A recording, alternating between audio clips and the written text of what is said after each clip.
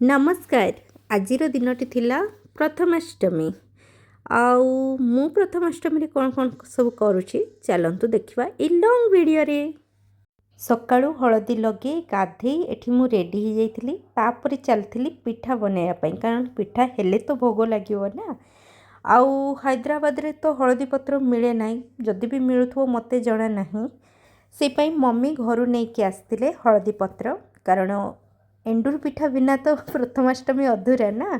आउ एथरर प्रथमाष्टमी मो पाई बहुत स्पेशल थिला कारण मो फैमिली मो सहित थिले, तो फैमिली थिले पर्वपर्वाणी रो मजा आहुरी द्विगुणा हो जाए नुहे कि। ये देखुछंती आपण मानक सहित कथा कथारे हमर पूरो भी एठी रेडी हो गलानी। आ पूरो रेडी होला बेले सेपटे मम्मी तरकारी भी रेडी कर देथिले। आज आमर सबू परिया पकईकी तरकारी हुए माने बैगण मूला।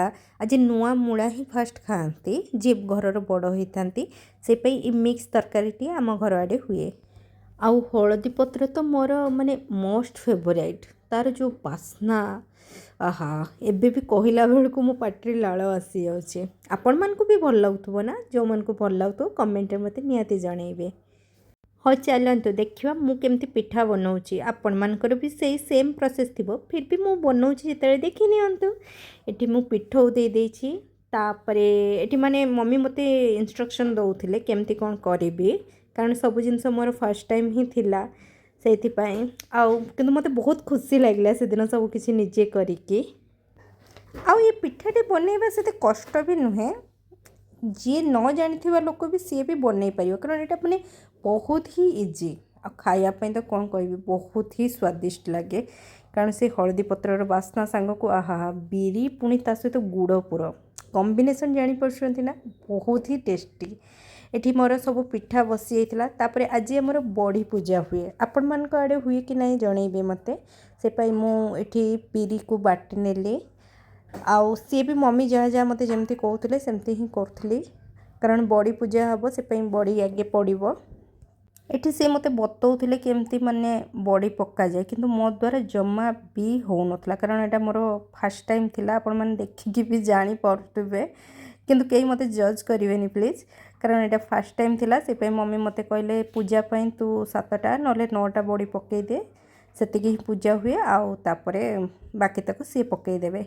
मु कहले हो ठीक अच्छे। से भितर आमर पिठा भी रेडी होता आउ मु ठाकुर पाखे भोग लगे आगे काढ़ी नहीं पिठा आउ एठी आसिकी मु बड़ी को पूजा कर देथिली कारण बड़ी पूजा पई हमर चंदन सिंदूर आउ हळदी दुब घास बरकोली पत्र जहाँ जहाँ से कहले मु से अनुसार गोटे पर गोटे लगे चलती।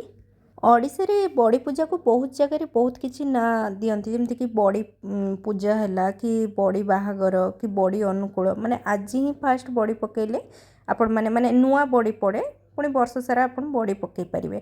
तो आम आड़े माने प्रथमाष्टमी रे बड़ी पूजाटा मस्ट हुए। आउ माँ लक्ष्मी को भी पूजा करा जाए तेणु मुझे माँ लक्ष्मी को भी पूजा करी नुआ वस्त्र दे नुआ आसन रे बसई देछि कारण लक्ष्मी भी पढ़ुआ हुंती से दिन। एठी मु माँ लक्ष्मी को पूजा कर सारा पर अन्य देवादेवी जो अच्छी तांकर भी पूजा कर नहीं आ जो नुआ वस्त्र आज पिंधती ताको भी एठी रखिकी पूजा कर देइतिली कारण सेटा आम आड़े अच्छी पूजा हो सारा पर ही ताको पिंधती सब आड़े यहीटा ही थी भावुची। आउ मु जोटा पिंधली सेटा भी नुआ थिला सेटा घरु हेतिला आउ ए जो नुआ साड़ीटी करथिले सेटा माँ देइथिले मते।